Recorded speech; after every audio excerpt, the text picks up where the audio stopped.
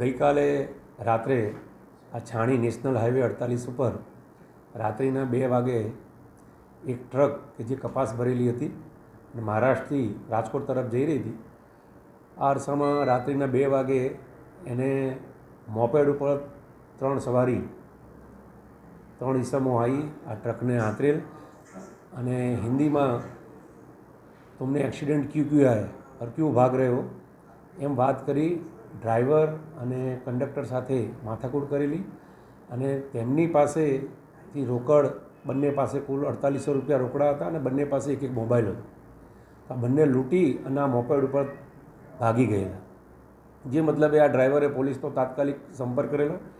છાણી police અને બીજી police સ્થળ ઉપર પહોંચી અને ઘટના સંદર્ભે આખા રોડ ઉપરના સીસીટીવી ખેંચેલા તેમજ હ્યુમન રિસોર્સથી પણ માહિતી મળેલી કે આ લોકો નજીકના જ હોવાનું એક અનુમાન છે, જે આધારે અમે આરોપી સુધી પહોંચેલા. આજરોજ આ આરોપીઓને છાણી પોલીસે અટકાયતમાં લીધેલ છે. હાલ ધરપકડની કાર્યવાહી ચાલુ છે. આ આખી એક ગેંગ છે જેમાં 6 ઈસમો સંડોવાયેલા છે. એ 6 પૈકી 5 ઈસમોની પોલીસે ધરપકડ કરેલી છે અને એક હજુ પકડવાની તજવીજ ચાલુ છે. આ આરોપીઓ પાસેથી આ ગુનામાં ગયેલ સંપૂર્ણ મુદ્દામાલ રિકવર કરવામાં આવેલો છે, જેમાં ફરિયાદી અને એનો ક્લીનર ટ્રકના એ બંનેના મોબાઈલ તેમજ એમના બંને પાસેના રોકડ રૂપિયા 3000 પણ રિકવર કરવામાં આવેલા છે. એવમ આ મોપેડ કે જે ગુનામાં વપરાયેલું છે અને એક મોટરસાઇકલ એ પણ બંને વાહનો રિકવર કરવામાં આવેલા છે. આ 6 આરોપીઓનો ગુનાહિત રેકોર્ડ પણ છે.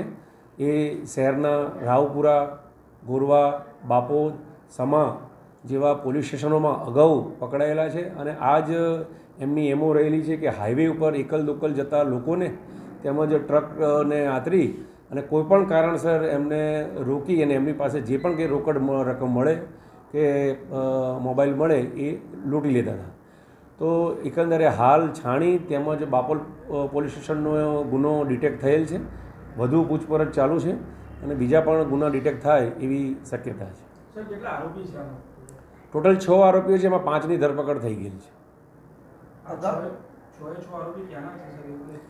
હા, 6 આરોપી વડોદરા શહેરના જ આરોપી છે અને અગાઉ ભૂતકાળમાં પણ એમનો ગુનાહિત રેકોર્ડ રહેલો છે.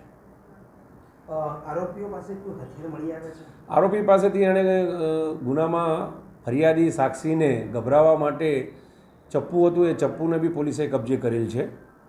અને આ સિવાય બી એ આમનું મૂળ વતન અમુક આરોપી લુણાવાડાના બી છે, બહારના બી છે, પણ મૂળ વડોદરા એ રોકાયેલા છે. હા, એમની એમો જ આ પ્રકારની હતી કે મધ્યરાત્રિનો સમય પસંદ કરતા અને એકલ લોકલ જે લોકો જતા હોય મોટરસાઇકલ પર કે ટ્રકમાં તો રોડ રસ્તાનો લાભ લઈ અને આવી એમોથી એ ગુનો આચરતા હતા. વડોદરા હાઈવે સિવાય અન્ય કોઈ સિટીના હાઈવેમાં આ લોકો ગુનાહિત ઇતિહાસ? ના, એમનું હાલ આ 2 ગુના ડિટેક્ટ થયેલા છે, કારણ કે એમનું કાર્યક્ષેત્ર વડોદરાનું આ હાઈવે હોવાનું જણાય છે. ભૂતકાળમાં પણ જે ગુના જે છે એ પણ આપણા વડોદરા શહેરના જ રજીસ્ટર થયેલા અને એ ડિટેક્ટ થયેલા છે. અત્યારે જે તે વખતથી જ અમે છાણી વડોદરા શહેરની ક્રાઇમ બ્રાન્ચને બીજી અન્ય ટીમો લગાડેલી હતી અને હ્યુમન રિસોર્સથી અને સીસીટીવીના માધ્યમથી ગુના શોધાયેલા છે અને એક આરોપી પણ નજીકમાં સમયમાં મળી જશે.